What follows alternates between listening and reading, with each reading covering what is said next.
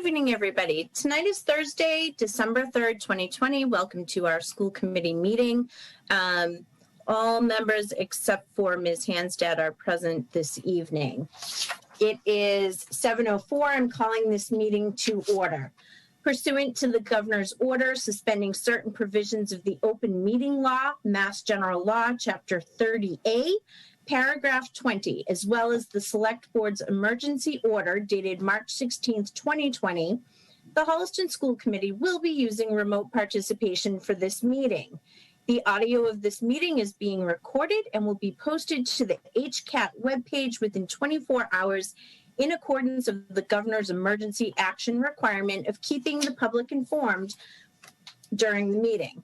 I ask that all participants remotely attending please state your name for identification purposes each time you speak throughout this meeting.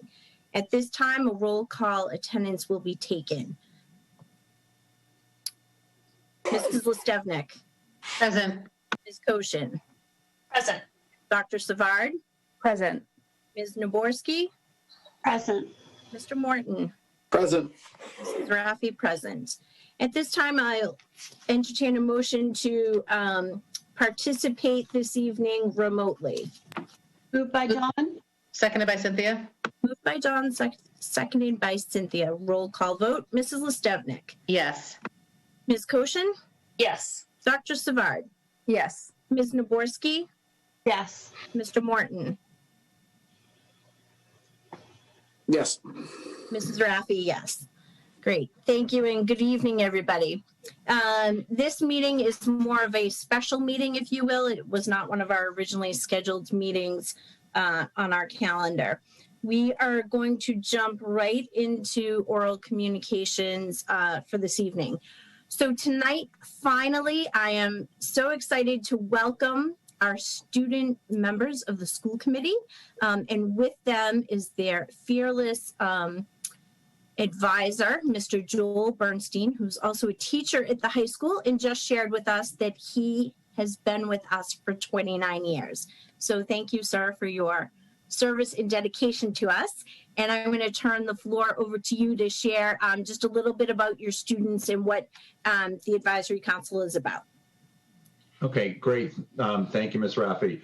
So Student Advisory Council is actually commissioned by the Department of Education or DESE, that all schools will have an elected body of student representatives that basically what we do is we meet several times a month when we're really in the flow of things. We meet several times a month. Been a little slow this year because of the online learning. And we discuss issues of the day. We discuss some of the things that we think could be changed or the things that are going great at the school. And then periodically, usually once every 6 weeks or so, we meet with the principal, with Mrs. Bottomley, and we share those ideas with her, and we try to brainstorm solutions. Each year we have two of our junior representatives. Actually, this year we have three that sit on the state or the Student Advisory Regional Council, and they participate in meetings 4 times a year where they discuss bigger issues that are coming out of the state Student Advisory Board, and then we try to implement some of those ideas to our high school. The prime example that we've done over the past several years is, civic responsibility became a big issue amongst the high school students. And 4 years ago, we implemented a Civics Day program for our senior class. And we've able to successfully bring in local politicians, local educators, people that are, that are politically active. One year we had, we actually had Mr. Pfizer, the Secretary of Education, come and give a keynote speech, and we've been able to pull that off successfully, except for this year, obviously, again because of COVID. So these seniors have missed out on that opportunity. Our two representatives this year are Elise Andelman and Julia O'Neill. They've been on student advisory for several years. Julia has actually been on since her freshman year. and as a junior was elected as the regional rep. And Elise ran as a regional rep for the regional rep last year and was elected. So she came on board last year, I'm sorry. And then the way we've sort of rolled out the function is that if you sit on as a regional rep's junior year, that puts you in line to be representatives on the school committee. And so that's how Elise and Julia have ended up on this board. I've had both of them in class. They're fantastic people. They're outstanding students. Julia is a legacy because Sarah O'Neill was on the school committee several years ago, and she was a rep for me for 4 years as well. So I'm excited to have the two of them finally be able to be a part of this. Obviously, a little late, but under the circumstances, better late than never. That's right. So, ladies, we're so glad to have you and finally let you, have you join us. So, part of your role in this process is when we have our meeting during our public individual comments, there's an opportunity for the two of you to share out information, however, whatever you'd like to share. Throughout the year, because this is the senior year, which is such a special time for you, we may ask you how it's going in the process for future goals, and feel free to share that with us. We're excited to sort of share this year with you. Your voices are important, as we shared with you a little bit earlier.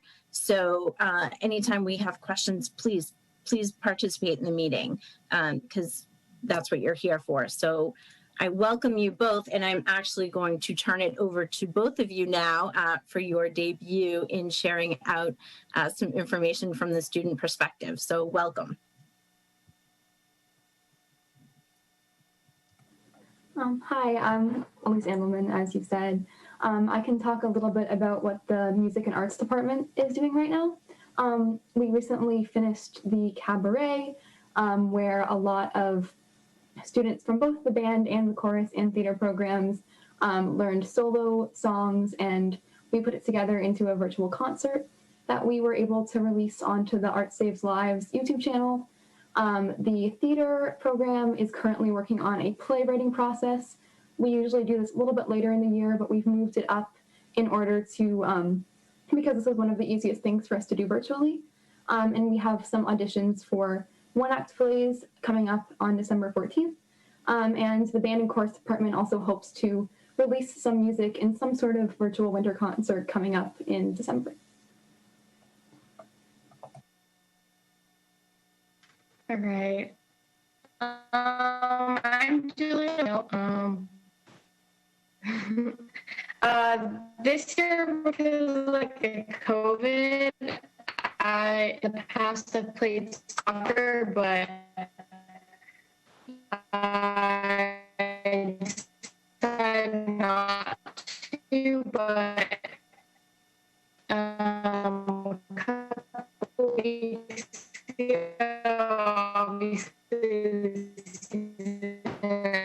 ended. So Julia, I think your machine. The fall sports, and from Julia, we can't understand you, honey. Really well.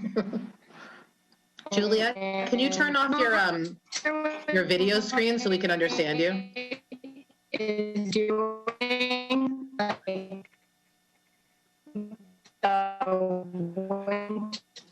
yeah, I haven't kept up with that, but So Julia,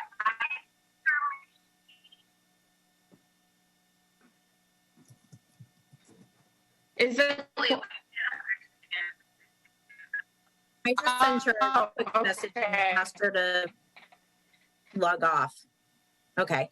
I wanted her to log off and try and log in again, and maybe that will help with her audio issue.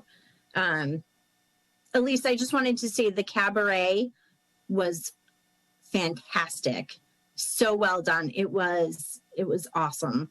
Well done. While Julia's logging in, Mrs. Bottomley, did you want to add anything about the students?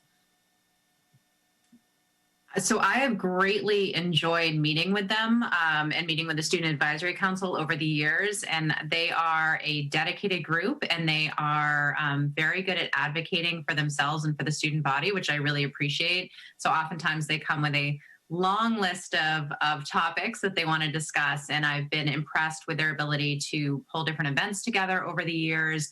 I love their representation on school committee because I think it's so important to have that student voice and to have their perspectives. So I am equally thrilled that we have our students back in action on school committee and through Zoom. And anytime I can be working with students, it makes me happy. And this year obviously has been a little more challenging to have meets in person. And so we're still trying to, I think, find our groove for our monthly meetings when we get together, but this is a dedicated group and they have done some really terrific things in the school and will continue to do so. So I'm thrilled that they're back here.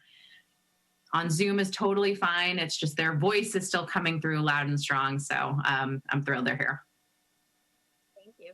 Julia, you want to try that again? We'll see if we've got you here. Sure. Hi, I'm Julia. I used to do sports, but I didn't do any this year, so I can't really say much on that. I think from what I've seen and heard from a lot of the students that participated, that it worked out pretty well, even with like the changes with sports, and that they were able to like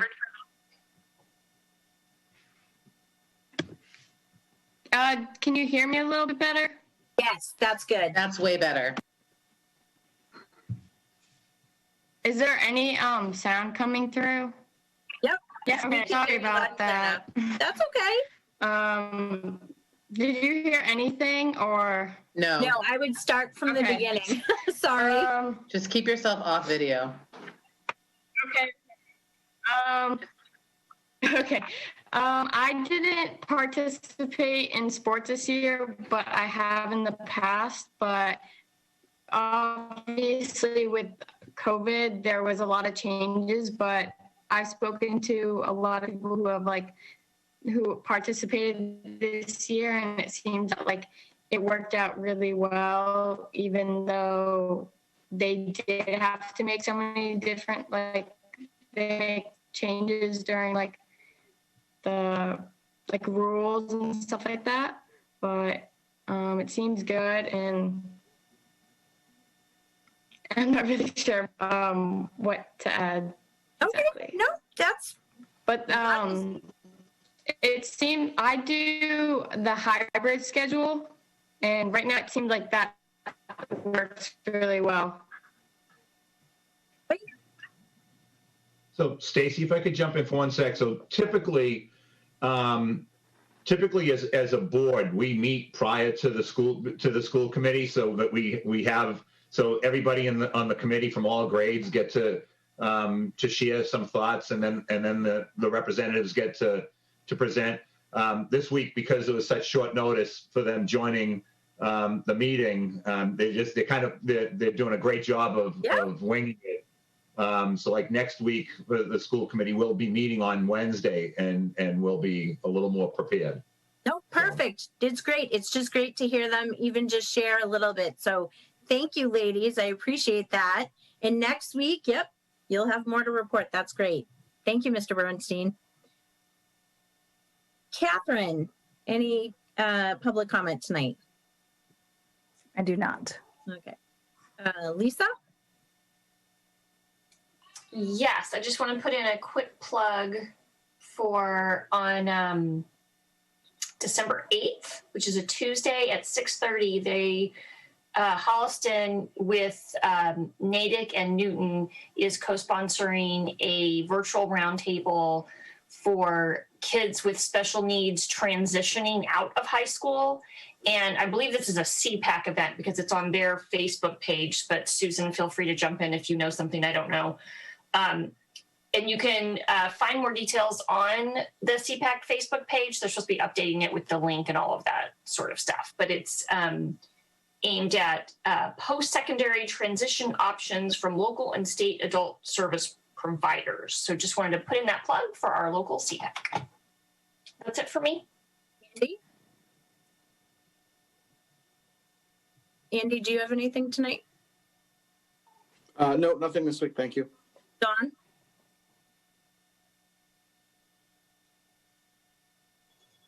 Very briefly, our high school has transitioned from term 1 into term 2. We have 4 different terms, and the middle school is close to completing term 1 out of 3 terms.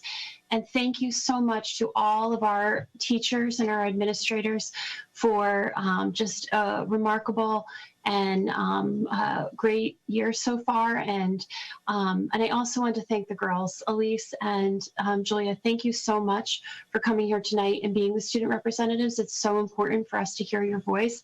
And I know this isn't always easy, but we really appreciate this. And thank you and welcome. Ben? Yeah, I just wanted to give a shout out to Kelly Camp and the guidance team about the pandemic parenting panel that was run by Nami Turk last night. It was excellent. I wish it was more well attended, although it was on HCAT and also Facebook. So people could have been watching it there instead of watching it on the Zoom when I was watching it. But I always come away with those panels with like some little nugget that I think is helpful. And I think Gretchen this last night mentioned about toxic positivity, which I know the concept of it, but I think it was really great that she brought that to the forefront. And I just appreciate that we're just continuing to do these panels because I think they're really important for teachers and students and parents alike to really help us to navigate and pivot throughout this crisis and this time. So thank you. Yeah, I just wanted to echo that too. I also, I was able to watch most of it and then I listened to it in the car for the rest of the way. And the one thing that struck out to me, because my son asked me, he's like, why are you listening to this? And what did you learn from it? But the one thing that sort of hit me last night, I guess I needed to hear was we all need to find the joy, even the little joy every day. So I really needed to hear that because I have been a little witchy Grinch for about 3 weeks now. And you know, that really struck me. So I really appreciated that.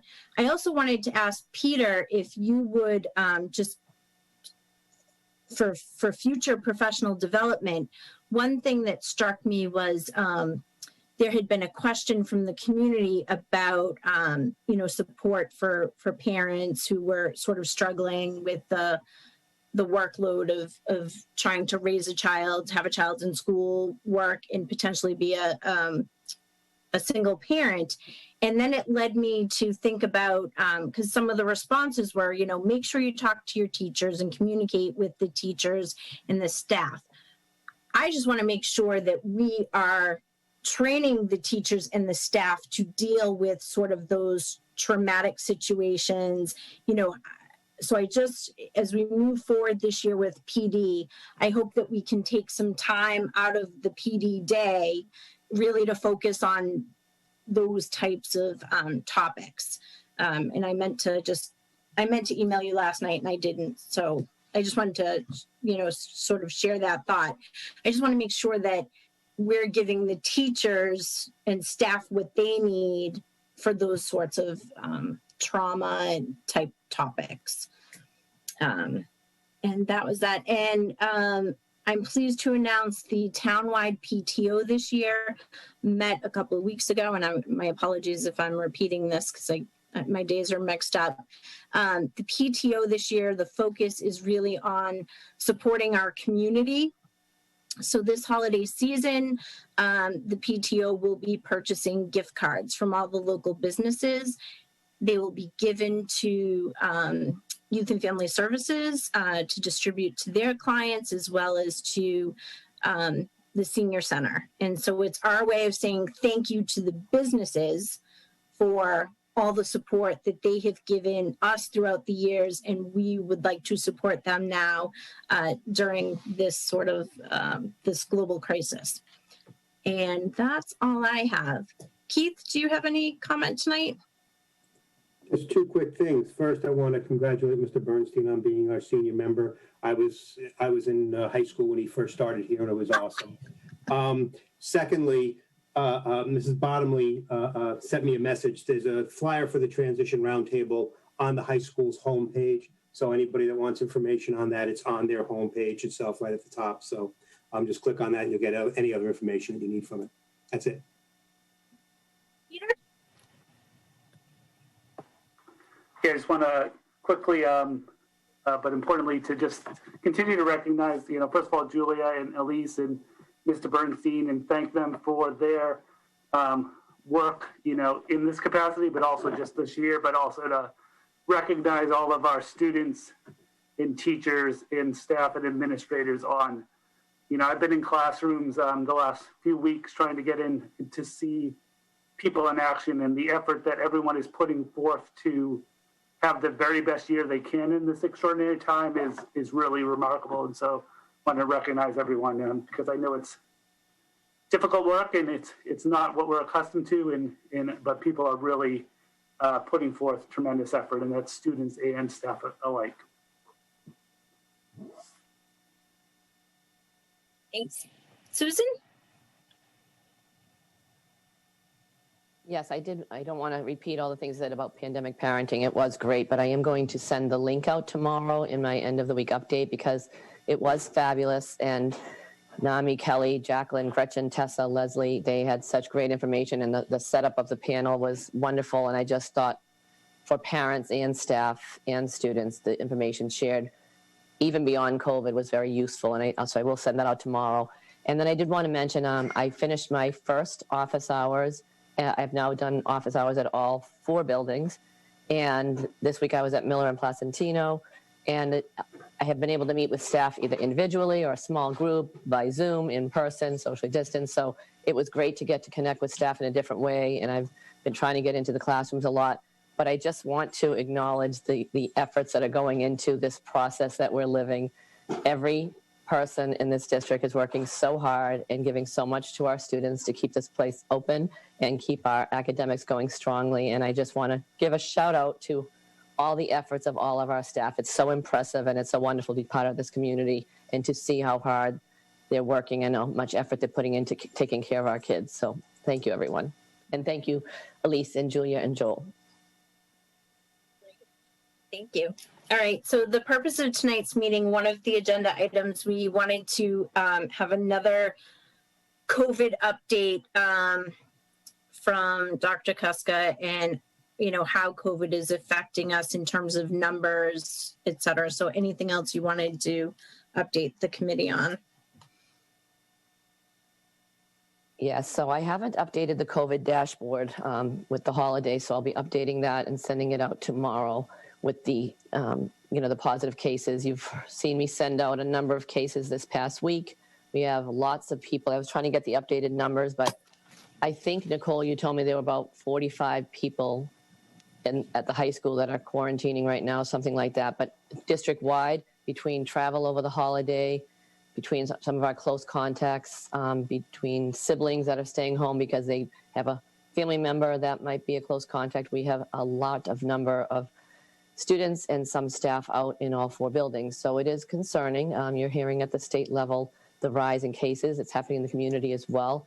And I was just going to read briefly some of the update from Chief Cassidy, our emergency management director, because he sent that just a little while ago. And we are still yellow since the metrics have changed, but the positivity rate for the 2-week period is up to 4.16%. which is the highest positivity rate we've had since the DPH started publishing it this way. If we get to 5%, I believe, is when we would go into red again, which is obviously of much concern, considering we are heading into the holiday season. I'm very worried about that possibility. And he just said that looking at the cases, we've got a lot of individual homes that we're finding cases in. It's spreading through families. We have some positivity rates at the elderly housing complex and some apartment complexes, but it's really spread out over There's about 37 cases in the last couple of weeks that are spread out over 33 addresses. So it's even more troubling that it's getting spread so far and wide throughout the community, because the more it spreads to locations, it's harder to track down and contact trace and narrow it down. Far still is that we have not seen COVID positive cases spreading from student to student, staff to student, or even though we've had positive cases within the schools, we are still quarantining, sending home close contacts, and those cases have not come back positive. However, we are still waiting for a number of cases related to the ones that I sent out earlier in the week. So stay tuned on that. It is what we're going to talk about tonight related to sports, even though we are trying to move forward with our sports and trying to offer things for students, which Matt will be talking about very shortly.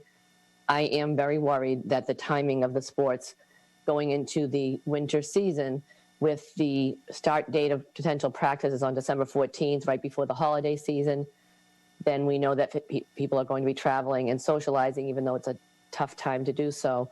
And then games starting right after the holiday break is a very worrisome thing, because if there are cases that become positive with the socialization over the holiday break, we won't have those results back when we're going into this winter season. So that is where the worries are.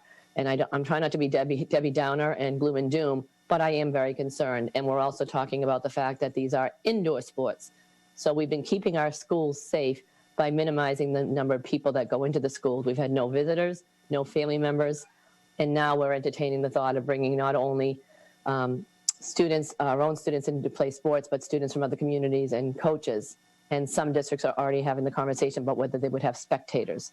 So I'm going to pause on that and let Matt present the information that he's been sharing with us about from MIAA, and then we can talk a little further about it. But that is my big worry right now, with the cases on the rise throughout the community and the state, as you've all been hearing about. So welcome, Matt. Matt is our athletic director. It's great to see you again, and thanks for spending some time tonight with us. So I'll turn the floor over to you. All right, thank you for having me. I'm just going to share my screen for my presentation.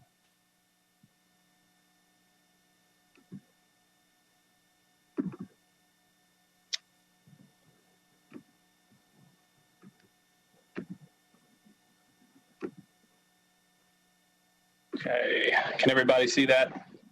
Yes. All right. I want to thank all of you for having me here tonight, giving me the opportunity to present our proposed plan for winter athletics. First, I want to start off by thanking the school committee, central office administration, and the high school administration for all their support during an unprecedented yet very successful fall season. The fact that we got through the season without being shut down is a testament to the hard work and dedication of our coaching staff, our student athletes, our athletic trainer, Nicole Siglin, as well. I also want to acknowledge and thank Kenny Priest, Beth Smith, and Chief Cassidy. Without them, we wouldn't have been able to pull off a successful season. And a special shout out to our girls cross country coach, Jamie Murphy, our field hockey coach, Alyssa Healy, and our girls soccer coach, Brielle Chadsey, who are all named Coach of the Year in our pod in the Tri-Valley League. So we had a very successful fall season. And with that, I'll move on to the presentation for our proposal for winter. So I've basically just taken the slides that I did for the fall. I'll probably be posting this on the website again. So I understand how unsettling everything has been the past couple months and how anxious everyone is, especially as the COVID cases rise. You know, we want to thank everyone for their patience throughout this waiting stage as we navigate bringing athletics indoors for a winter season, which poses different issues than we had in the fall. We went through the same process, receiving guidelines from the EEA and the MIAA, and the Tri-Valley League athletic directors and principals have been working pretty much nonstop on trying to come up with a plan. Our main focus is always the health and safety of all of our student athletes, and will continue to be. So where we stand right now for the MIAA athletic seasons from this point forward, the winter season is scheduled to begin on Monday, December 14th, and the season will end no later than February 21st. There will be no sectional or state tournaments per the MIAA. The new season that they added at the beginning of the year, Fall 2, or the floating season, the earliest possible practice date is February 22nd, and the season ends no later than April 25th. No decisions have been made regarding postseason tournaments for this season. And right now, the spring season, the earliest possible practice tryout date is April 26th, and the season ends no later than July 3rd. No decisions made about the postseason from the MIA yet for this season as well. So where we currently stand, per the MIAA, they have moved boys and girls indoor track to the fall 2 season, mainly due to the lack of available facilities to run indoor track. The MIAA has moved cheer and wrestling to the spring season, and getting down to our school in the Tri-Valley League, our co-op swim and dive team, which is Holliston Medway, we're the host. Hopkinton and Ashland, their swim and dive teams as well. We have all moved our swim and dive season to fall 2. Keefe Tech's building is currently closed and the pool is unavailable for use. Between myself, the other school ADs, and the swim coaches, we exhausted all options to find available venues this winter. We were not able to do so. So our hope is, and the MIA gives us the ability to move this season to fall 2. So we have co-op programs in the winter, as I just mentioned with our swim team. Our girls ice hockey plays on the Medway team. Medway is the host. The guests are Ashland, us, and Millis. Our kids also participate on the Medway gymnastics team. The guests are us and Millis. There are many conversations surrounding our co-op programs and the concerns of student athletes from multiple communities coming together on the same team. One of the concerns is that the safety protocols of Holliston Public Schools may not be the same for other towns. For example, siblings staying home if a household member is awaiting test results. Reporting of COVID incidents, town risk level assessments, and other mitigating procedures are also of concern. So I think co-ops are a serious issue that we need to address for this winter. So as of right now, our proposal would be boys and girls basketball at all levels and boys ice hockey. As I said, we need to determine the co-ops.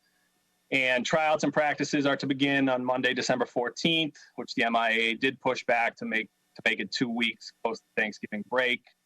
Our plan would be for these sports to at least open registration tomorrow to get an idea, numbers-wise, levels of teams, just for scheduling purposes for our league, officials, etc.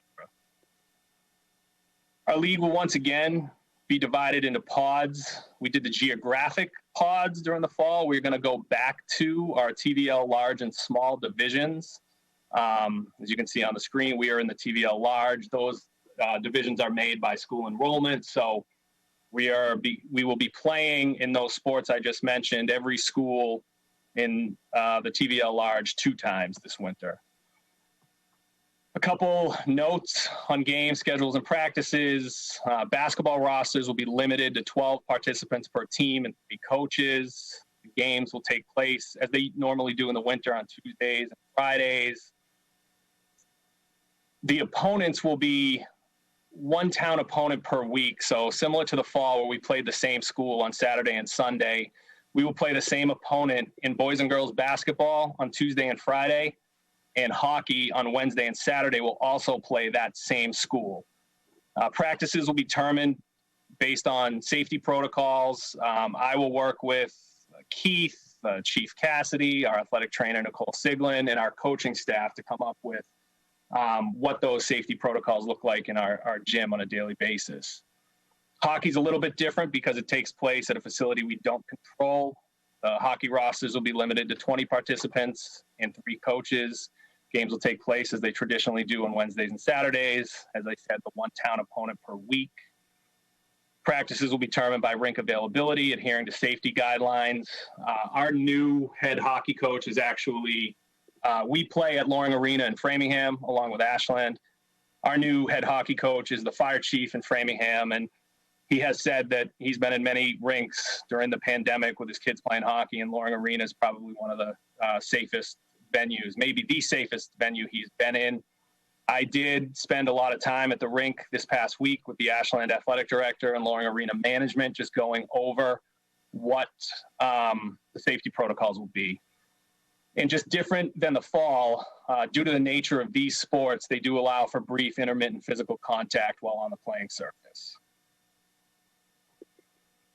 Each sport goes through a process through the MIAA, which starts with the Sports Medicine Committee, which hears plans and proposals from each individual sport committee, which is then passed on to the COVID task force at the MIAA, and then is passed on to the board of directors. There are changes to the winter sports. The actual playing of the games, the changes are not as drastic as the fall, where field hockey went from 11 on the field to 7 on the field, and soccer really changed with no headers, no contact, no slide tackles, no corners. So the games were different. It is not as much so for the winter. I do have a link when I post this on the web that goes to the MIAA page that has all of the sport modifications listed. Just some of the important ones for basketball. All coaches, athletes, event staff, and game officials must wear face coverings. All bench areas, which really for basketball are chairs, and the team members must remain socially distant 6 feet apart. So our plan in the gym would be to probably create 3 rows of chairs. You have to assign seats to each person on the home team and away team. Hand sanitizer has to be at the scores table when they go on the court and when they come off the court. All areas around the team benches and scores table must be sanitized. Hand sanitizer must be available pretty much everywhere in the gym. We'll have disinfectant wipes used to sanitize equipment. Some of the minor changes to basketball: no jump ball to start the game, change out the ball at the end of each quarter. As was the case in the fall, our athletic trainer will be available at all athletic contests. Everybody has to bring their own water bottle, no handshakes at the end of the game. Kids come dressed in their uniform. I think I mentioned in the fall, it probably looks more like youth sports where you show up. You can't get there that early. You have to wait 10 or 15 minutes. You come in, you're in your uniform, you play, you bring your water, and then you leave after. Hockey, all coaches and athletes, event staff, and game officials must wear their face coverings at all times. We have to follow all the rink safety protocols. As I said, I feel, and I know our coach does as well, very safe with the protocols that Loring Arena is using. Some of the things we had to look at the rink this week, which is creating an auxiliary bench area, an auxiliary penalty box area, to make sure that everybody's social distance at all times. Where locker rooms are not open, locker rooms aren't open at the schools, they're not open at the rink. So, you have at the rink, you have the Zamboni that clears the ice. So where are the kids going to go? So those were all the logistics we were working through this past week. Some of the minor changes for hockey are scrums along the boards with 2 players. They are dispersed quickly after 5 seconds. If a third participant comes in, immediate stoppage of play. Again, no huddles, no handshakes. Each team leaves the rink in a separate group. Our athletic trainer will be available at all athletic contests. Again, kids bringing their own water bottles. Due to the nature of these proposed sports being indoors and close contact, a COVID positive case or an individual has the potential to identify all members of both participating teams as close contacts and may result in a temporary or indefinite shutdown of the sports season, which is a little bit different than the fall. The spectator policy for the winter is to be determined by each district after consulting with their school administration, town emergency management directors, and boards of health. This time, Holliston is recommending spectators are not allowed in any winter athletic events. However, other towns may have spectators, which is of concern due to the nature of moving sports indoors. I would like to extend a giant thank you to HCAT for their coverage of our games during the fall season. It certainly meant a lot to our fans who were able to watch the games from home. I'll be working with them again during the winter season to broadcast as many games as possible, and I know all the other schools across the TBL are doing the same. And then these last couple slides are just information we went over in the fall. Transportation is available. Not everybody took advantage of it. We had some teams that did, some teams that didn't. Parents wanted to bring their kids to the games, and we let that happen during the fall. We will again in the winter. Buses will be available, though, if teams need it, following all safety guidelines. If the registration does open, user fees will remain the same. Physicals, the requirements will remain the same as well. The athletic training room policies, where we had a mobile athletic training room out at the field during the fall. The training room is next to the gym. Our athletic trainer will have strict protocols for kids entering the athletic training room. And as I said back in the fall, I think some key phrases are health and safety, patience and adaptability, wear your mask, distance yourself, and wash your hands. So with that, that'll end the slideshow presentation. Thank you, Matt. Just my initial thought is it's frustrating and disappointing that the MIAA has not come down with strict, consistent guidelines for everybody. And it is frustrating the heck out of me that it is now being put to the individual districts, which puts us in the conundrum of if Holliston has these protocols and they don't match Hopkinton and Ashland,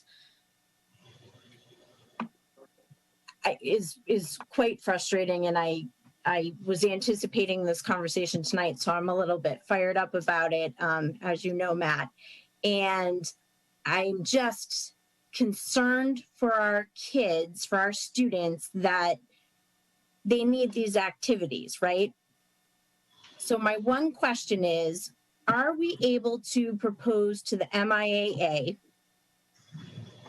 can we move the winter session out a little bit so that we can get through this holiday crazy time, get on the other side of it, and try and have something for the kids in mid to late January? And I think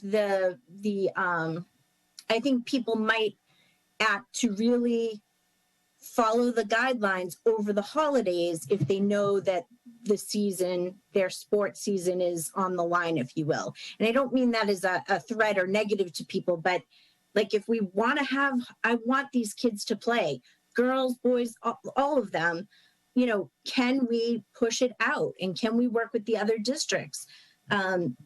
Especially I'm really concerned about the girls hockey, and I'm a little bit biased towards it, from my background. So, what can we do? What can we do to be creative about this where we're not getting the guidance from up above? So, in the area of like swim and dive, we were able to move swim and dive with multiple teams from our league. The issue with a basketball or a hockey is if we did delay it and wait a couple weeks into January, it would shorten our season. If the other schools in our league went ahead with the December 14th start date, and kind of put us behind, we'd be with that creation of the fall 2 season. It would really limit, if we didn't get going to the middle of January, by the time we would be allowed to start games, we would have a short window, and we would be behind the other teams in our league. So even if we said we were going to take those sports and move them to another sports season, the worry would be we would have nobody to play for a basketball or a hockey. What's your sense with working with the other ADs? Like, I would love to be a fly on the wall in some of those meetings. And if you want me to join you, I would totally come and say, like work with me here. What are you thinking? Look at what's happened since Thanksgiving, right? Like today I got the robocall from the state of Massachusetts saying we're at the highest level of cases. So wouldn't it be for the greater good that we do this together and all move later together? I don't know. I feel like if we let this start in 2 weeks, that we're going to end up shutting the season down anyways, because the holidays got in the way and cases have gone up. And I can't tell the future, obviously, but that's a presumption. And I don't know. What's your sense from the other ADs? It's kind of all over the place. You have places that are, full steam ahead with wanting fans in their buildings and okaying co-ops. And Then you have schools that are skeptical. You know, we've been meeting nonstop. We've met with the principals, and we've had this conversation with Dr. Kuska, with Keith, with Nicole, with Chief Cassidy. So it's all over the place, district to district. Also, Stacy, the emails have been coming in all day today from excuse me, various superintendents because the MIA had been meeting up until very recently. People are just trying to make decisions on this now, and we're getting very down to the wire. So many of the superintendents are meeting with their school committees as we speak, or last night, tomorrow, going into next week. So some have already decided to do no winter sports. None of the local ones that I've talked to, but some of the ones that I'm seeing by email in different areas are doing no winter sports. There are others, as Matt said, that are open to exploring spectators. I'm very hesitant to even consider spectators because if we were to go forward, we are now bringing in spectators that are mixing with our student cohorts, but even more so, if our students travel to other districts, even if we say no spectators in our buildings, they're going into buildings with not only other students from other towns, but then the spectators from those towns could be there as well. So now we could be shutting down 2 teams of students, and if it's a co-op situation, it could be multiple districts impacted. And my other worry is, as you know, if we sent home 20 to 25 student athletes because we had a case and we felt that they were all close contacts because of the nature of the sport, we now have probably shut down anywhere from 50 to 75 more people because their siblings would have to stay home while we wait those results. At some point, it could lead to us shutting down schools because there's too many people out at the same time and we can't staff and different things. So it's a risky situation no matter what we do. And I agree with you, ideally, if we could postpone it to find out what the transmission is going to be like in the next few weeks, that would allow us to buy some time. I do know that the Ashland superintendent I spoke with yesterday, Jim is meeting with his school committee. I think he told me tomorrow. They are doing what I would like to consider here.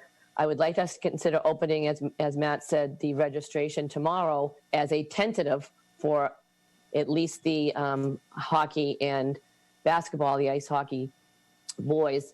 Co-ops, I'm a little bit more worrisome about, only because, as I mentioned, you've got 3 towns coming together, so you're just mixing more connections for positivity throughout the districts. However, you know, we could consider opening registration for those as well. And then next week, see where we are if we've gotten more positive test results, because what happens over the next week or 2 could ultimately change a decision we made anyhow. I agree. But do we have, so I know it's a little bit different, and I'm truly curious about this. Do we have data from the club sports and the youth sports? So for example, I might be a hockey mom and I would say my child is co-oping as well, you know, with other teams, and we have not seen any spread amongst and between the teams. So do we have data from travel basketball teams or youth hockey that would give us just some data to have conversation about? Because I really think we should at least have the registration open tomorrow and give some people some hope. Dawn, you had a question? Sorry. I was just going to also offer that while we here, sitting here today, might not have the data on that, I think that the rules and regulations that were put together by the state were done in conjunction with infectious disease specialists and athletic directors, people who have intimate knowledge of how these sports are played. It's to me, that's a difficult question because a particular club sport might be playing it different. I mean, I love this idea in hockey where you guys are spreading them apart so they're socially distanced and they're not all crammed in the box together, right? I mean, that along with the masks while they're playing, it seems like a much safer way to do it than what we saw earlier in the season. So I would worry about the data too, comparing what kind of protocols and procedures were used and making sure they're the same as what's being offered here. But my questions were about Well, I have a question about the co-op. Is there any way at all, even if we make gymnastics look different or girls hockey look different this year, what are our numbers, Matt? Like, is there any way to offer them something, even if it's like a way to practice? I would just, if we're allowing, and we really want boys hockey to take off with multiple teams, is there a way to get a practice group, practice time at Loring so that team still has a senior year, has the ability to practice together? I don't know what the numbers are. Like, are there typically 2 Holliston girls? Or are there typically like 9 Holliston girls? What does that look like? So I would say there's typically about 4 to 6 girls from Holliston, about 4 to 6 from Ashland. Medway usually has, I would say, 7 to 9, and Millis probably 1. So that the tough thing is, if any, taking one of us, Ashland or Holliston, out of that group with Medway probably wouldn't allow them to have a team. But I would be open to anything to give the kids an opportunity to participate somehow. I'm really eager for them to have some way, or even, and maybe this is out there, but can they practice with the boys? Do they want to play with the boys? Would MIA allow that? Can we find some way to offer opportunities for girls hockey to play? Yeah, actually, I did check with the MIAA, and girls are allowed to play on the boys team. So could we have them do co-ed then instead, so they could stay with their cohorts? The other question was going to be about basketball, and I noticed that there's more of a limit or a cap on the team. Are we running more teams? Do we have more of a participant cap than we would have in the past? And if so, is there any kind of pickup we can offer those kids that don't make it? So I guess my question is, do we typically run like 40 boys and now we're going to be capped at like 25, or what do those numbers look like? So it really depends. I mean, 12 is, a lot of basketball teams do have 12 kids on it. You may get rosters that have 13 or 14. That's really coach dependent year to year. I'd have to go back and look exactly. I mean, basketball is typically a sport where we have to cut, especially boys basketball. Our girls basketball numbers are probably, I think, I've spoken with the coaches this week, I think around 25, which is what they were, 24 to 25, which they were last year. Typically for the younger kids, if they don't play in the high school program, they have a youth program that they can fall back on. I don't know what the plan is. I don't even think there's going to be a youth program this year, but boys basketball, that's what we'll have to see over the next week. If registration opens tomorrow, we should know by the middle of next week what those numbers are. But that capping that roster at 12 could be whether there's a pandemic or not, you may only have 36 basketball players in your program. So. Okay. Do we have any assurances from Keefe Tech that they will in fact open the pool come February 22nd, or is that still a question mark? I think they're fully remote. So they just said their focus is eventually trying to get their kids back in there. And when they do, their focus will be on Keefe Tech programming only. So we don't know. There's nothing definitive from them. But if we go to fall 2, there may be more venues available. I mean, a pool is tough. We've had teams in our league lose their pool and have to scrape by at different venues.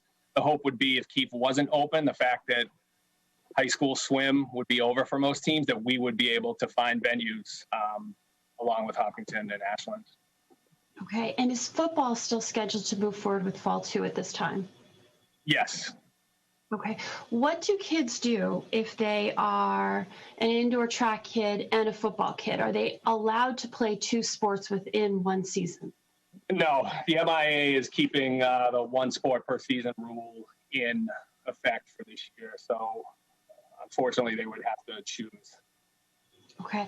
And I had a kiddo that was part of the indoor track program last year, and the meets were at the Reggie Lewis Center in Boston and also at Wheaton College. It's huge complexes with like hundreds of people. Is that what we're still looking at? And I understand spectators might get pulled from that, but it might bring in, so you typically be running against 1 or 2 other schools, but then there'd be like 3 other schools and another 3 schools all running. You would have many schools there. Are they, are we still going forward with Reggie Lewis and Wheaton as venues? And are they still planning to have 6, 9, 12 different schools at a meet? So one of the main reasons that the MIA moved the season to fall 2 is because the Reggie Lewis Center is not open.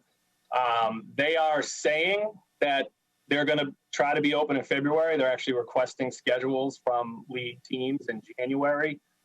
Wheaton College is open at a very limited capacity, and they won't accept any events at their facility while their school is in session. So there were just a few dates that would possibly be available there, but with a really, really low number of participants, which really makes it almost impossible to, with, like you said, with the numbers that schools have for indoor track. And typically when we go to the Reggie, you'd have all 12 TVL schools there. And I think Wheaton, we would do 6. But we ran into the problem at Wheaton last year where there were meets getting over just really, really late. And you would need days upon days of separate groups going into these facilities. So, we'll try to be creative. We're hoping that the Reggie would be open and that there would just be more availability for leagues to send in, whether it's a virtual meet, whether your crew gets an hour, and then, it's the Tri-Valley League on this Saturday and everybody gets an hour, stuff like that. So, I know in the past we've also used Hopkinton for, out of necessity at times, but their field house is being used for storage and classroom space. So I don't think that would be an option this year.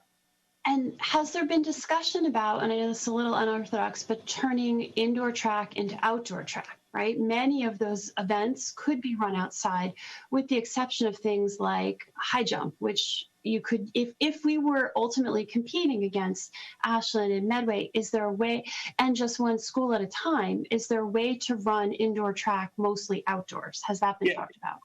Yeah, and I think one of the things with moving it to fall 2, when our spring season typically starts in the middle of March, we're outside, as much as we can. And if there's no snow on the ground, track is outside right away. So I think the thought amongst the schools in our league are we'd have a much better shot at running an outdoor meet in March and April than trying to hope in December, January, or February. So we've definitely talked about that. And I would think, we'd have flexibility with the scheduling. If we knew there was snow and it melts or there's going to be bad weather, we can move something up. But if we get back outside, and then we've even talked about if the weather's going to be nice one week, you could separate the events. You could have the throws on one day. You could have, sprints and distance on another day. So I think the fall 2 season allows us a better chance to do that than the winter would be, to hope we could be outside. Thank you so much for all of that. I appreciate it. You're welcome.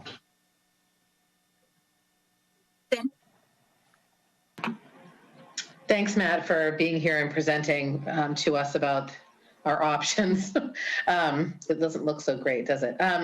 My question is, you talked about spectators. Have you been talking to the Tri-Valley League ADs to try to come to some consensus about not having spectators and just kind of eliminating that as just one layer of our mitigation strategy here?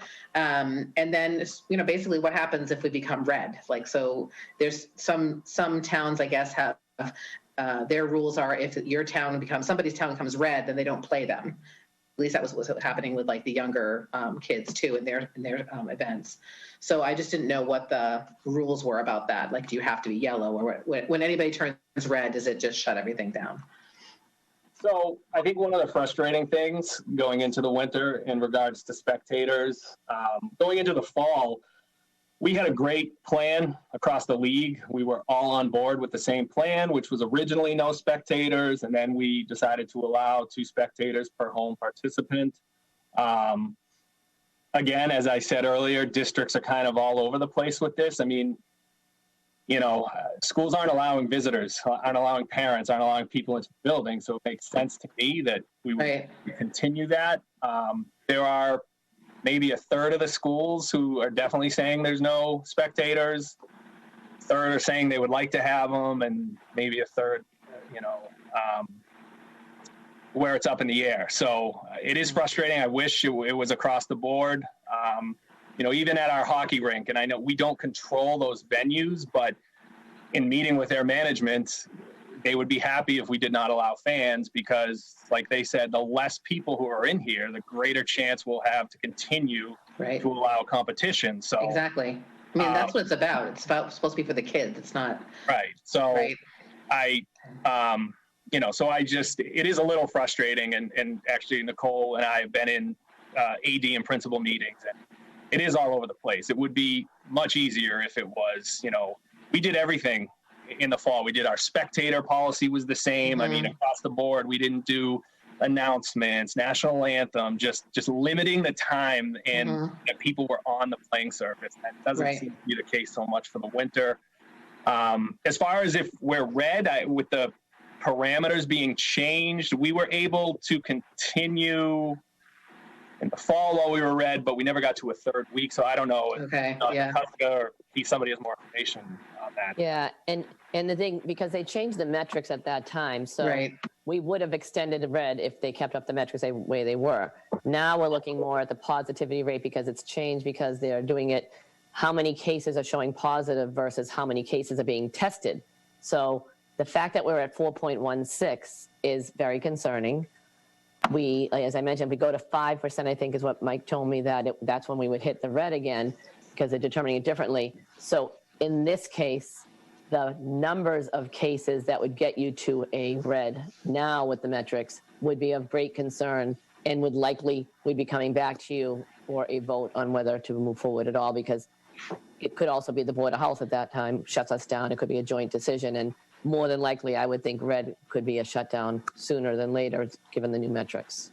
And that could be a shutdown for the schools, not even just for sports. Depends on. I mean, I do know that even with red at the state level, because we're not seeing transmission in the schools, they're still encouraging people to stay open and get back, even though some districts are in the red. So if it's in the community but not transmitting to the schools, that still doesn't mean we could shut down. But the sports would be a little bit heavily weighed because it's a more confined space, Right, and it's the schools are doing such a good job of having such rigorous protocols, versus having spectators at a sport where people don't necessarily separate 6 feet apart or wear their mask correctly, et cetera. I just wanted to point that out to people because, I hear chatter here and there about people questioning, well, are you sure it's not spreading through the schools? And so again, let's just reiterate, the schools have very strict protocols as to why, that's why we're not seeing a spread. Susan, are you looking for a vote from us on anything tonight? What can the school committee do to help support Matt and our athletes? So technically, because we're not in the red, there is no need for a school committee vote. I think it's really about, we want your input, we want your support for what you also, we want to feel confident that whatever decision we make it somewhat united because for the right reasons, for the best interest of our students. That being said, it seems like tomorrow opening the registration as a tentative would be a smart idea to allow Matt time to gather that data, see how many students, of course, are going to be interested. I'm getting lots of emails already, so I know the interest is there. But then next week, we could determine if the rise is continuing related to Thanksgiving, because some of that data isn't in. We may just want to have another follow-up in our meeting on the 10th. And, at that point, we could decide go forward, not go forward. We could also decide go forward, but not start the practices at certain times. And I know Matt was going to get some information on whether or not we had to practice so many times prior to the game starting. So there's just so many unknowns here. And at the same time, because other districts are in the same places we are, they're meeting this week because we're all in the same timeline here. It's very crunched to get this information out. And most of them are not going to be making decisions till next week either. So we'll start seeing how the chess pieces fall as well, Need us to talk to other school committee? Like, is there anything we can do? Because it would be ideal to get the TVL on the same page in terms of, it really would. I'm struggling with why everyone is all over the place. Yeah, I think right now, just because it's still in the conversation point, I reached out, as I mentioned, to Ashland yesterday.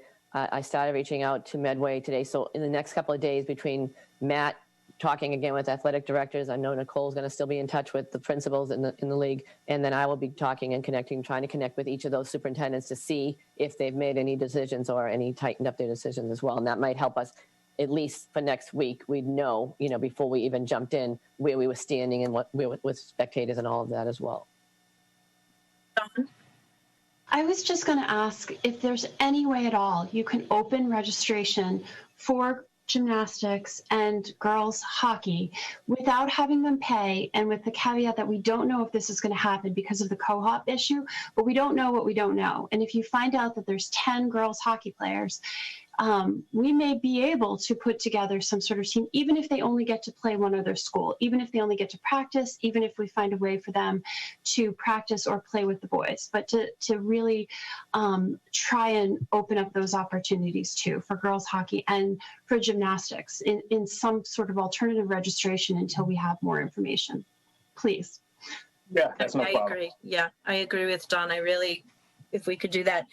Committee members, could you just give a thumbs up or thumbs down if you're on board with opening registration tomorrow for all of the fall sports as listed tonight?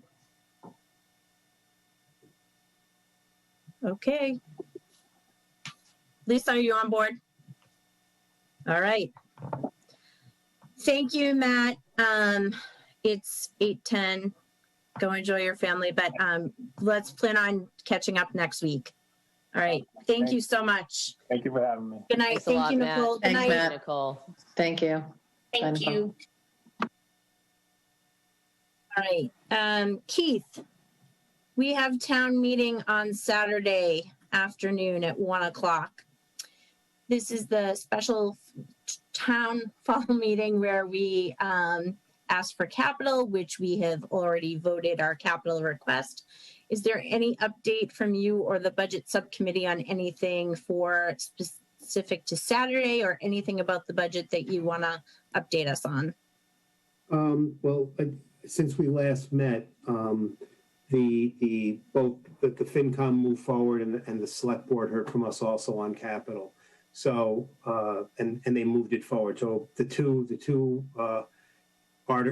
issues that are in the article, the Chromebooks for grades 6 and 9 and the panels for the field house walls both made the cut. So they are both on the warrant. So that's a good thing. Even if, we've had some discussion of budget subcommittee about the field house panels, and even if we can't get it done, before January 15th, which even if it's approved, we still may not be able to get it done before that date. We can turn down the project, reapply next year for it, get it probably at least as much funding, if not maybe more funding. So again, it's not bad news necessarily. It's just the compressed schedule. I'm just not sure we're going to be able to get it done in the better part of 5 weeks during the holidays. So that's that piece. With regards to other things, we've been meeting regularly, fairly regularly, occasionally, something like that, with the town administrator, the fire chief, the chair of the select board, regarding the CARES expenditures. 2 Fridays ago, I submitted our first claim for the period up through September 30th. I'm actually going to send you what that claim is. It's a spreadsheet, just so you can see it for your own edification. As I look at it now, it's not going to project well, so I'm not going to share the screen. But we had 145 entries that I put a claim in for. That totaled $238,215. But we also have to pull the FEMA money out of it. So the net after pulling the FEMA money out was $124,100 was our claim for the first period. Again, through the September 30th period. The next claim will probably be in January sometime, which will be the closeout of the first half of the year. We've been hearing more information from Washington, D.C. about the potential of a secondary CARES package, whether it be just CARES or it's going to be some sort of COVID support. There's also been a lot of discussion about not forcing school districts and communities to spend all their money, to let it carry forward, because ultimately they gave us the money, we're going to spend it on something. And because turning it back gets us nothing. So the question, when I speak with my peers, we've all got lined up a whole bunch of things we can buy that maybe we wouldn't buy if we didn't have the money. But so if we hear probably within the next, say, 2 weeks, we would hold off on those purchases and let the money roll forward to help us out.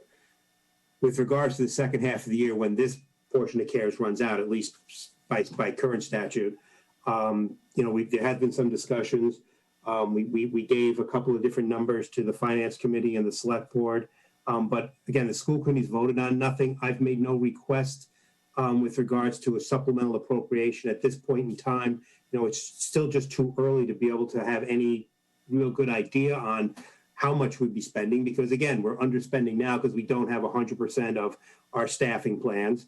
100% of our staff plans are not, or our staffing plans are not 100% filled. There we go. It's all the right words, just in the wrong order. So that's the first piece. And so we have some gaps that we've been able to use to offset when we were look like it might be a little overspent, and now we're definitely underspent. So it's, again, too early to tell on what we potentially may need.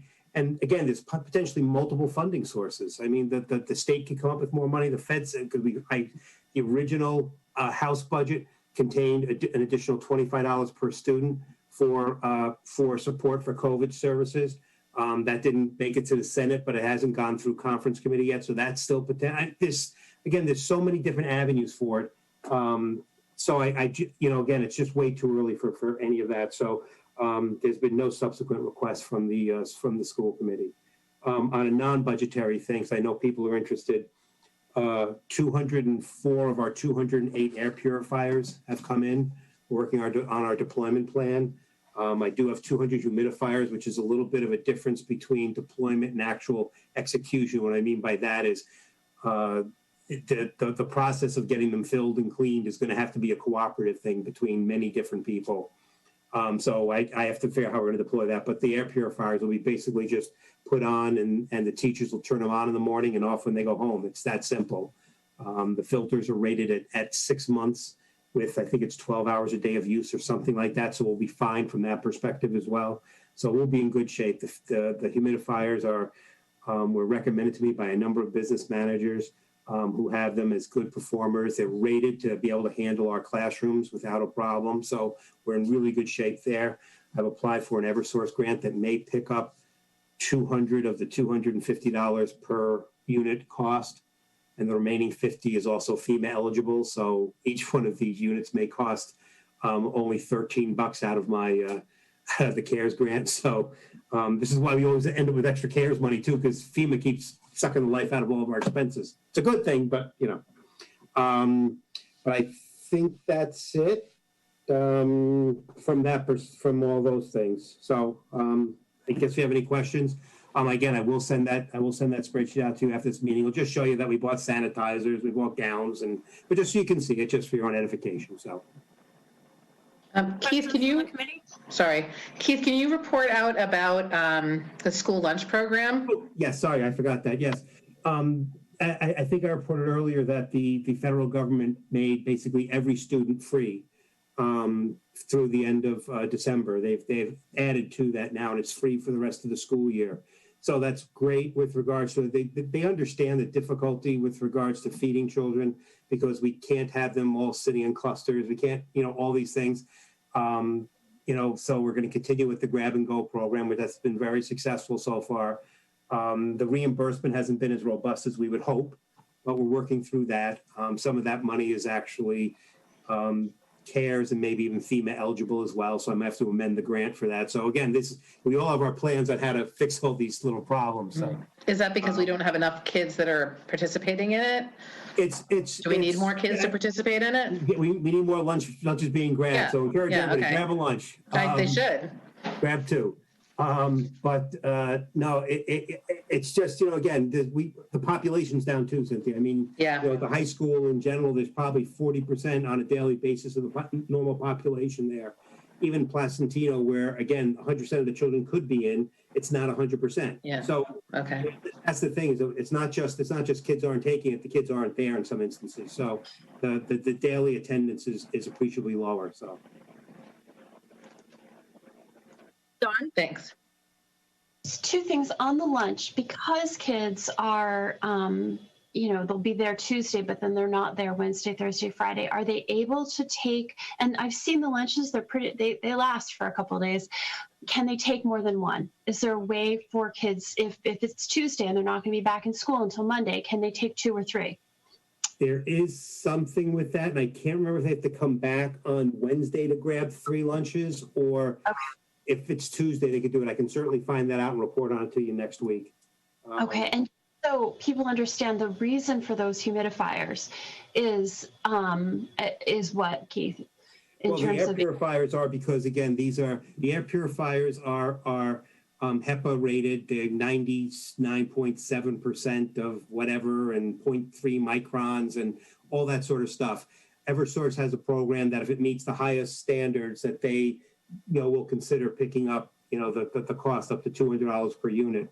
If the unit costs more than 200, and up to 150 if it costs between 150 and 200. So again, I've applied for that. But that's the air purifiers are, again, is to just, especially in the winter months where windows are not going to be open as much, we're relying on the ventilation system for more of our fresh air to any sort of thing that can help remove any sort of viruses or any sort of impurities in the air is as a help, and that's one of the things.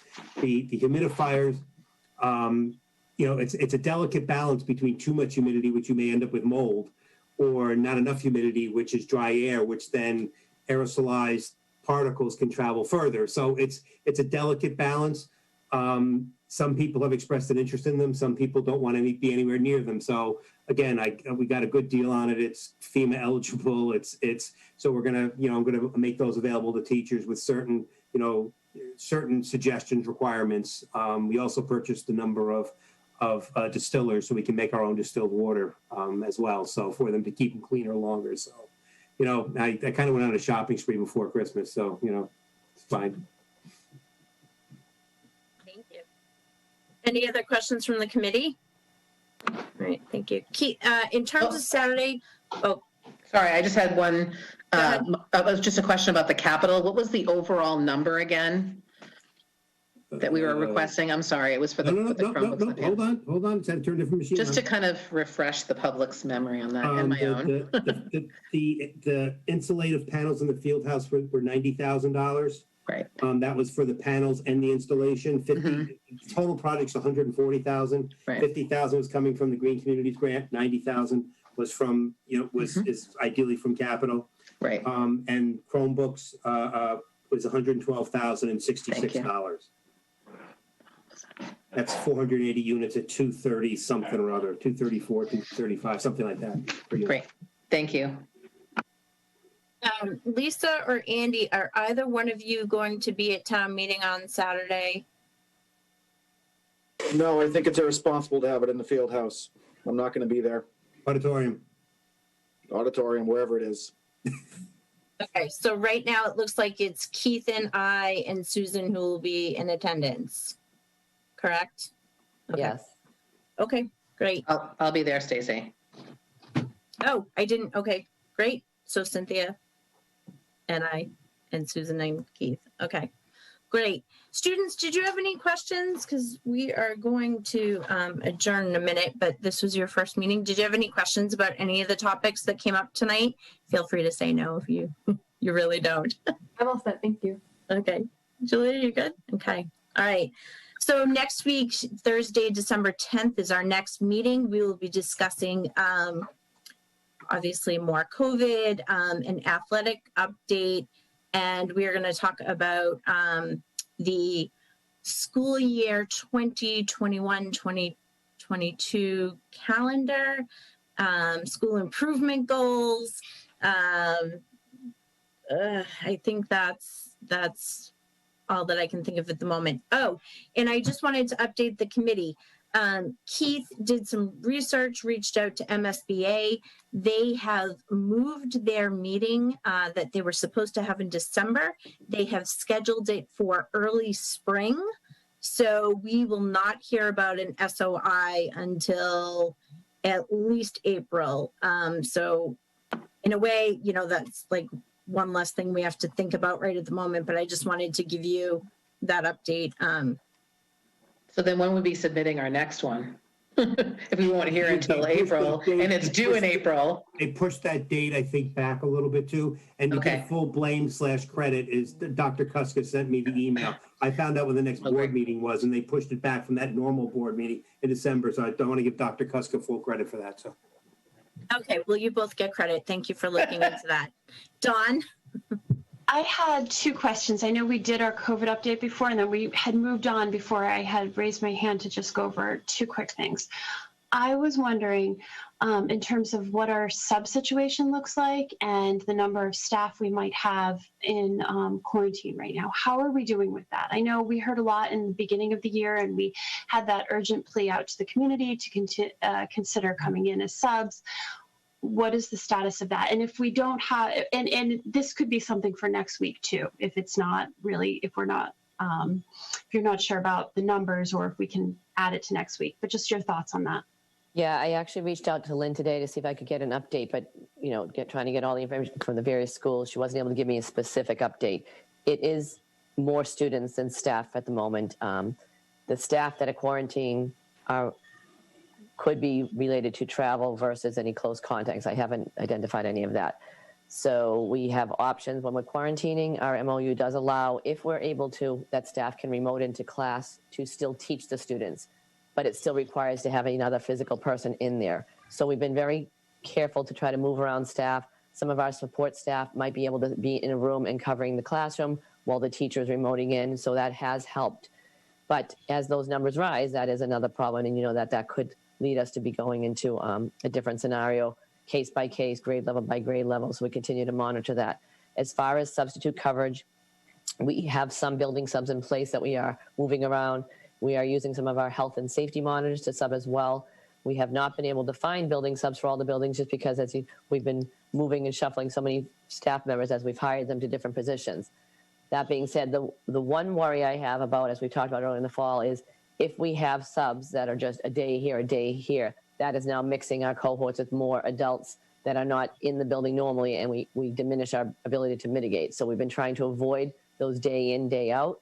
But if we had someone we knew that was going to be out 2 weeks straight, that might be a better time to use a substitute that was going to be in there consistently. So we have not been using the daily subs in the same way because we've been trying to focus on our safety monitors and our building subs. And every day, I know at the high school, Nicole and I often check in and say, how many you're down today?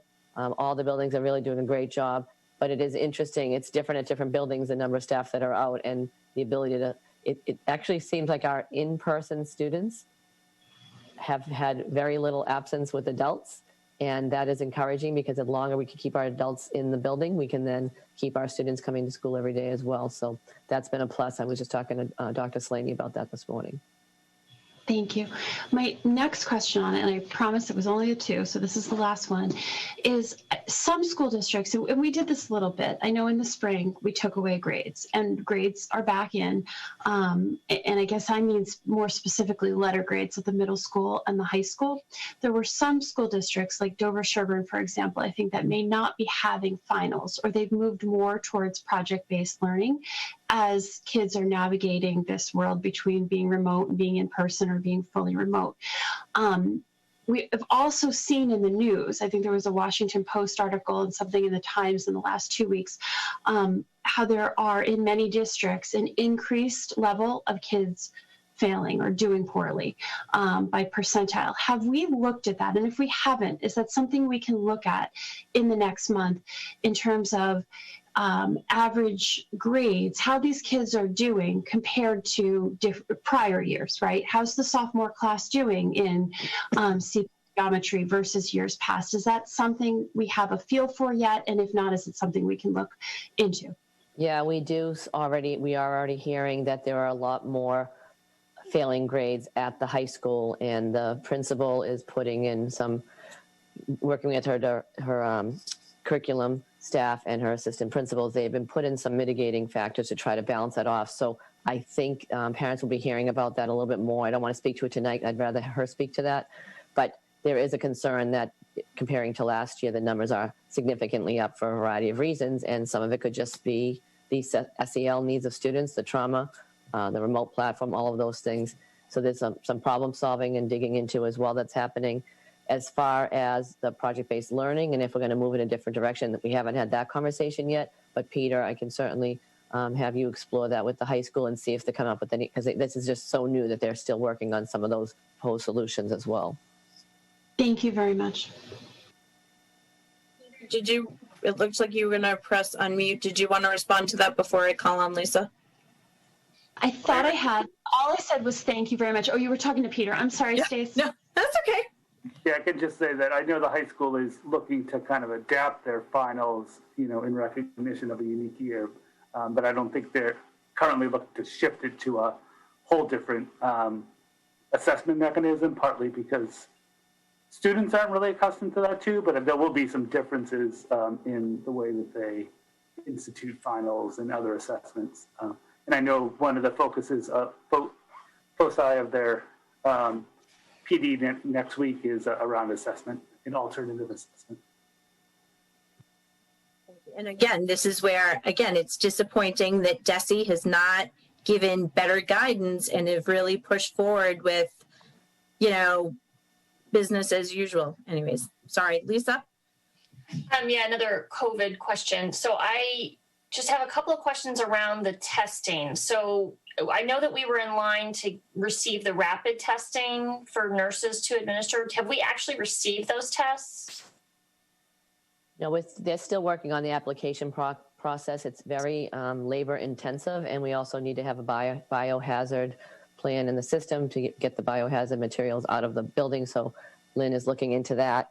And as I've told you before, the rapid testing is only as good as it is, and would only be using it on cases that if a student presented or a staff member potentially presented with symptoms while they're in the building, because we don't want them coming to the building with symptoms. But if they are in the building, they were fine, and something shows and they go into the isolation room, then we would use that testing platform. And if it came back positive, we would then identify close contacts right away. However, we still would require a PCR test, because there's definitely a difference between how the results are coming on both the positives and negatives. I'm hearing can be questionable. So the positive test would tell us to just quarantine anyone we needed to quarantine, but then we might get different results in the PCR, which could change that information as well. So, the thing that's only going to work here is getting the vaccine in place. So that's probably our most encouraging news, but we are moving forward with it.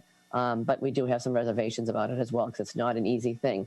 I also have seen that Medway and some other districts are doing PCR testing on a weekly basis, and they're trying to get approval of that. But it wouldn't be something that you could mandate. You'd have to get a percentage of people to buy in. So the worry I have with that, it's a snapshot in time. It's very, very expensive. Hundreds of thousands of dollars could be over time. But more than that, it could be providing a false sense of security, because you test negative on Monday and you are symptomatic on Wednesday. It's only a snapshot in time. And then if only some of our students got it, the ones that have the positivity concern wouldn't be getting tested, and it's kind of throwing off our whole system as well. So there's no great solutions in place right now, but we are still exploring the antigen test. Okay, yeah, I definitely agree with you. There are no great solutions in place, but I'm wondering, so we're still weeks away from getting the rapid tests? I was under the impression we were going to have those in the school in December. No, it is supposed to be December. We're just finalizing all the paperwork at this time, and they are moving forward with the process. I don't know the exact date, though. They did say, I think, mid-December originally. Okay, so my other question around that is, it's kind of a frustrating, I'm grateful for any testing we can get and any help we can get from the state, but at the same time, it's, as you just said, it's a really narrow test in the sense that you can only administer it if someone become symptomatic at school, because you're not even supposed to be coming to school if you have any symptoms. So that means you're only going to get the test if you become symptomatic at school. Yep. My question is, I'm wondering if there's any way we could consider allowing teachers or students who are feeling sick to do like some kind of drive-up testing, so that we could use this test just a little bit more broadly. I know it can take several days for people to get any kind of test going through your pediatrician and whatnot. And I'm just wondering if our nurses would be willing to consider maybe administering it in a drive-up if a student or teacher is symptomatic at home and has no other way to get, a rapid test.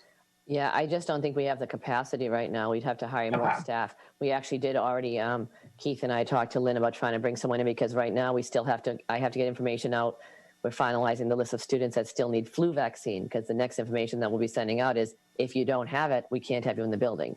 Now, the flu vaccine is something that is required for all students, even remote students, but we're not going to be able to allow them in the building if they're in person, if they haven't had it tested for sure. So that is so labor intensive, just getting that list together. So Keith and I approved that we would hire a substitute nurse to help gather that data. So that's just one little piece of the puzzle that we're working on. There's just so many factors, and these nurses are working left and right, and we're just trying to support them before they burn out. We need them desperately. I know. I can't even imagine. So maybe this is a good time to, all of my questions, but maybe this is a good time to remind people that they need to, is that you should be emailing your school nurse, your child's school nurse, with, or sending it in paper form, the evidence that your child has had their flu shot. Is that right?